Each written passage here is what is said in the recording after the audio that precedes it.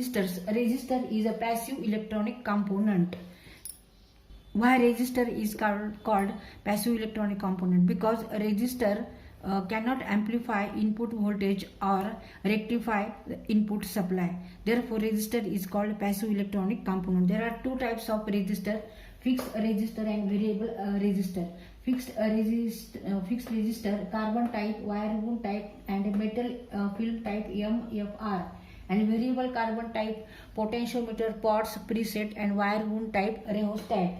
Symbol of resistor, fixed resistor, and symbol of variable resistor is like this.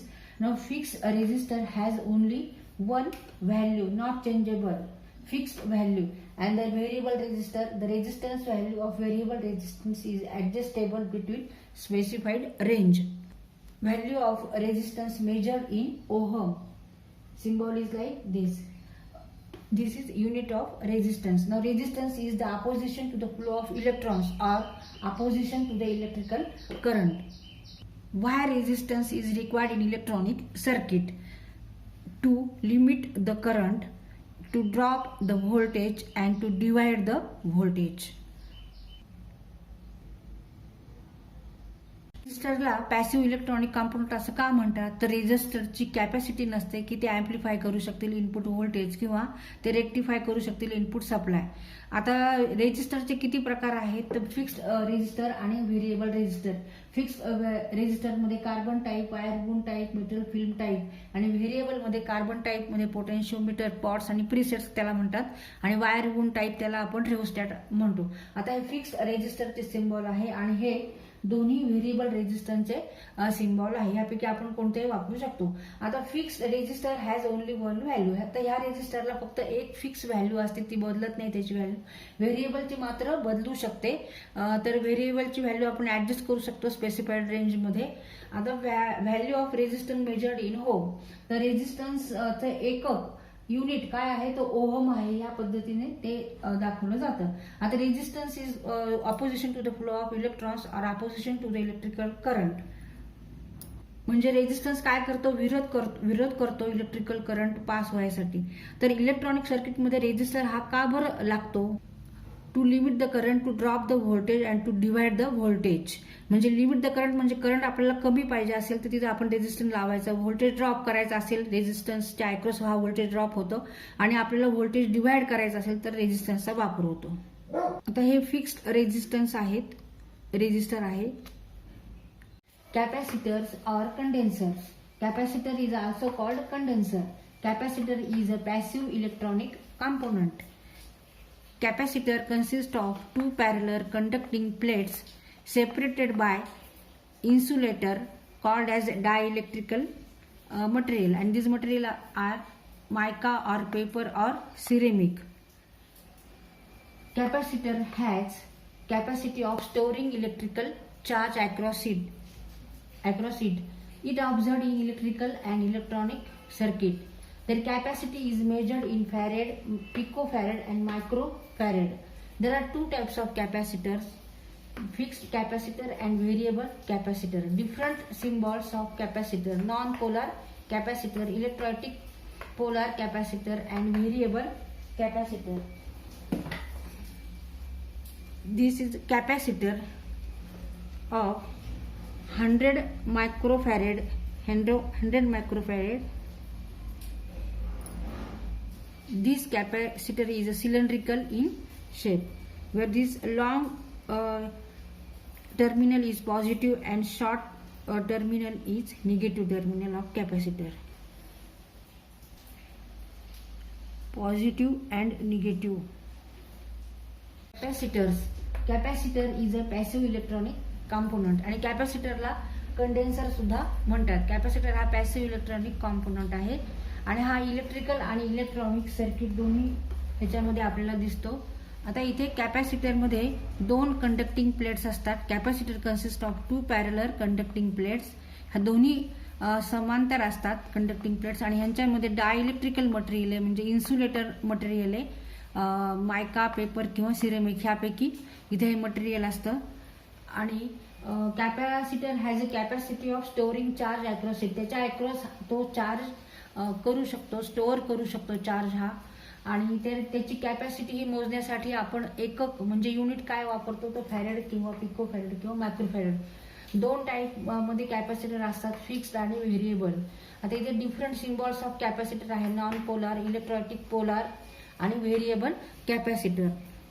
आता हा capacitor cylindrical टाईपमध्ये आहे, shape त्याचा cylindrical आहे. ह्याच्यावर लिहिलेलं आहे 100 मायक्रोफॅरेड, 100 मायक्रोफॅरेडचा हा कॅपॅसिटर आहे.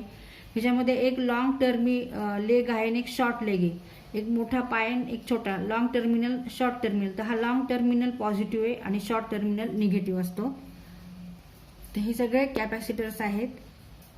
Charging and discharging of capacitor. Capacitor is a passive component and it is basically used to store electrical energy by charging and it deliver this stored energy by discharging. Capacitor consists two conducting plates and in between there is a dielectrical material, that is insulator like mica, paper or ceramic. Before connecting the battery, the number of electrons on plate A and B are equal. When battery is connected across the capacitor, then electrons are accumulated on plate A and they cannot flow through this dielectrical, because dielectric is insulator material, and negative charge on plate A and positive charge on plate B. That produces potential difference across capacitor. Electrons continue to flow till voltage across capacitor become battery voltage. When voltage across capacitor is equal to battery voltage, then current is 0 and the process of charging stop. Voltage across capacitor V, now it discharge through a resistance, here through a bulb. The lamp glow for a short time and it becomes off because voltage across capacitor decreases from V to 0. When capacitor is connected to a battery, then at initially current is here maximum for 0 time and voltage across that is potential difference across conducting plate is 0. But when potential across this capacitor is increases up to maximum, then current is here 0. आणि discharging of capacitor. आता हा capacitor आहे. Capacitor मध्ये 2 conducting surfaces म्हणजे plate असतात. ह्याच्यामध्ये डायइलेक्ट्रिकल material वापरलं असतं, म्हणजेच इन्सुलेटर, मायका, सेरेमिक किंवा पेपर सारखं इथे मटेरियल वापरलं जातं. आता कॅपॅसिटर हा व्होल्टेज सप्लायला जोडण्याच्या आधी इलेक्ट्रॉनची संख्या प्लेट ए आणि प्लेट बी मध्ये वर ही सारखीच असते. आणि जेव्हा कॅपॅसिटर हा व्होल्टेज सप्लायला जोडलेला आहे, बॅटरी व्होल्टेज लावलेला आहे त्याला आपण, त्यावेळेस मात्र इथे सगळे निगेटिव्ह चार्जेस हे अक्युमुलेट होतात. इलेक्ट्रॉन्सचा फ्लो हा ह्या पद्धतीने होतो आणि त्याच्यामुळे इथे प्लेट ही निगेटिव्ह चार्ज होते आणि प्लेट बी ही पॉझिटिव्ह चार्ज होते आणि ह्याच्या एकच पोटेन्शियल डिफरन्स तयार होतं. आता हा इलेक्ट्रॉनचा फ्लो कितपर्यंत असणार आहे, जोपर्यंत पोटेन्शियल डिफरन्स अक्रॉस कॅपॅसिटर म्हणजे voltage across capacitor is equal to V, that is maximum voltage. तर त्यावेळेस करंट मात्र हा 0 होतो. जेव्हा ह्याच्या अक्रॉस पोटेन्शियल डिफरन्स म्हणजेच व्होल्टेज हे व्ही असतं, त्यावेळेस करंट हा 0 होतो. जेव्हा व्होल्टेज मॅक्झिमम आहे तेव्हा करंट 0 होतो. पण कॅपॅसिटर पहिल्यांदा जोडल्या आपल्याला इथे करंट हा मॅक्झिमम दिसतो, पण जेव्हा ह्याच्या अक्रॉस व्होल्टेज हे बॅटरी व्होल्टेज एवढं होतं तेव्हा मात्र करंट हा 0 होतो. आता हा कॅपॅसिटर पूर्ण चार्ज झाला आहे, तो आता डिस्चार्ज होणार आहे. तरी ते हा कॅपॅसिटर डिस्चार्ज झाला या बल्ब मधून. हा बल्ब ग्लो होतो, थोडा वेळ लागतो, ऑन होतो आणि लगेच तो ऑफ होतो, कारण voltage across capacitor now decreases from V two 0. म्हणजे जेव्हा कॅपॅसिटर डिस्चार्ज होतो पूर्ण, तेव्हा त्याच्या अक्रॉस जे व्होल्टेज आहे ते 0 व्होल्टेज असतं. Inductors. Inductor is a passive component. Inductor is a simple coil of a copper would on core material.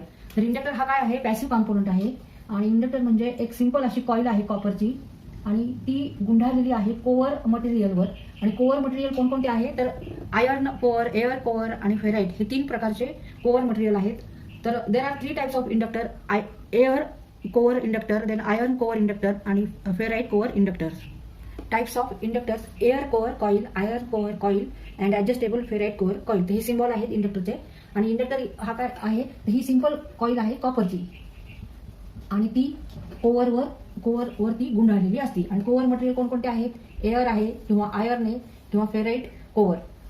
ह्या 3 मटेरियलचा वापर करून इंडक्टर हे तयार केले जातात. आणि इंडक्टर म्हणजे सिंपल कॉइल आहे कॉपरची. ही कॉइल जी आहे ही कॉपरची आहे आणि ती कोअर मटेरियलवर गुंडाळलेली असते, वूंड केलेली असते. तर ह्या कॉम्पोनंटला आपण काय म्हणतो, इंडक्टर असं म्हणतो. आणि इंडक्टर कसं आहे, पॅसिव्ह कॉम्पोनंट आहे. आणि इंडक्टर हा कुठे कुठे वापरला जातो, तर जास्त हा AC सर्किट्समध्ये वापरला जातो, DC सर्किटमध्ये वापरत नाही. कारण इथे आपल्याला हे वर्क करण्यासाठी, इंडक्टर हा वर्क होण्यासाठी अल्टरनेटिंग करंटची गरज असते. आणि DC करंट हा कसा असतो, तर हा स्टेडी करंट आहे, त्याची डायरेक्शन बदलत नाही. अल्टरनेटिंग करंटचा सिग्नल कसा आहे, असा आहे, त्याचं मॅग्निट्यूड आणि डायरेक्शन पण ही सारखी चेंज होत असते. तर त्यामुळे आपण इथे इंडक्टरचा ह्या सर्किट्समध्ये वापर करू शकतो. DC मध्ये आपल्याला इंडक्टरचा वापर करता येत नाही. कारण इंडक्टर काय करतो, तर inductor has ability to produce induced voltage. ही इंडक्टरची ॲबिलिटी असते की ह्याच्यामध्ये तो इंड्युस्ड व्होल्टेज तयार करतो. पण तेव्हा तयार करणार आहे जेव्हा करंट हा AC असेल, तेव्हाच इंडक्टर हा इंड्युस्ड व्होल्टेज करू शकतो. इंडक्टन्स, सेल्फ इंडक्टन्स म्हणजे काय, तर is the ability of conductor to produce and induced voltage when current through it varies.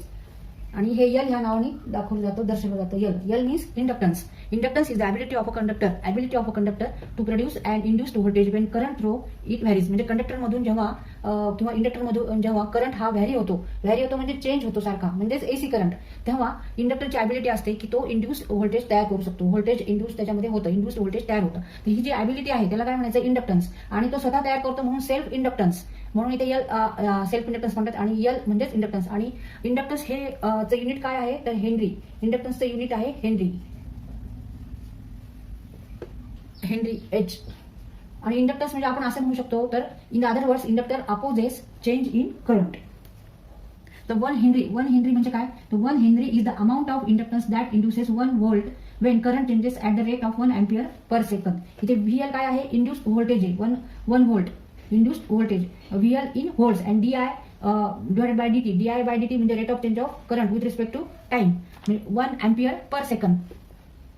DI dt is the current change in ampere per second. आणि volts हे induce voltage हे व्होल्ट्समध्ये आहे. आणि इंडक्टन्सचा युनिट आहे henry. Mutual inductance, the ability of conductor to induce voltage in a separate circuit with which it is magnetically linked is called mutual inductance. Its unit is also Henry. तर इथे बघा 2 coil आहे, L1 आणि L2. आणि ह्यांच्या L1च्या भोवती magnetic field जे तयार होतं त्याच्या जवळ ही दुसरी कॉईल आहे L2.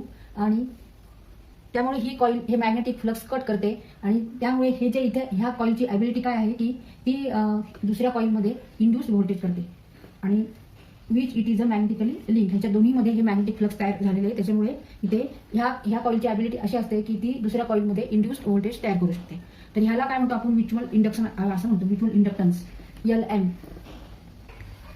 Now these two coil have a mutual inductance of 1 Henry. When current change of 1 ampere per second in one coil induces 1 volt in other coil.